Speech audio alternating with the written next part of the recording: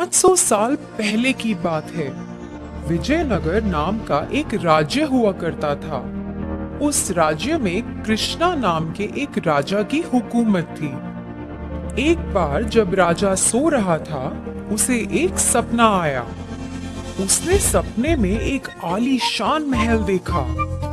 उस महल में भिन्न प्रकार की बत्तियां थीं और वो हवा में उड़ रहा था। अगले दिन से राजा इस सपने के बारे में भूल नहीं पाए। अचानक उसने सबको एक सभा में बुलाया और अपने सपने के बारे में बताया। उसने ऐलान किया कि अब वो इस सपने को हकीकत में बदलेगा। इस फैसले के बाद सब सोच में पड़ गए। अरे, ऐसा महल कैसे बना सकते हैं? उड़ता हुआ महल बनाना तो नामुमकिन है। राजा गुस्सा हो गया। मैं किसी की नहीं सुनूंगा। तुम जो भी करो, मुझे बस ये सपने को हकीकत में बदलना है। जो भी ये महल बनाएगा, मैं उसे खूब सारे तोहफे इनाम में दूंगा। काम जल्दी शुरू हो जाना चाहिए। ये बोल के राजा वहां से चला गया। सभा के सारे लोग हैरान रह गए। कुछ दिन बीत गए। राजा उस सपने के बारे में अभी तक नहीं भूल पाया। इसी दौरान राजा के महल में एक आदमी आया।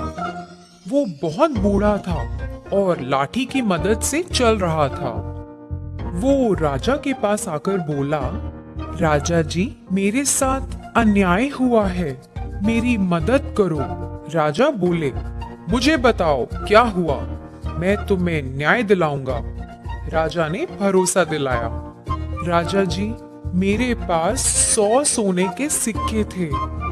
चोर उन्हें मेरी अनुपस्थिति में लूट कर ले गया। मुझे मालूम है कि ये किसने किया है। आप उससे बात करो और मेरे सिक्के मुझे वापस दिलाओ। बूढ़े आदमी ने कहा। ये सब सुनने के बाद राजा बोले, किसने चोरी की है? वो कहाँ रहता है? बताओ। बूढ़ा आदमी तनाव में आ गया। तुम चिंता मत करो, मुझे बताओ किसने ऐसा किया है, मैं तुम्हारी मदद करूंगा।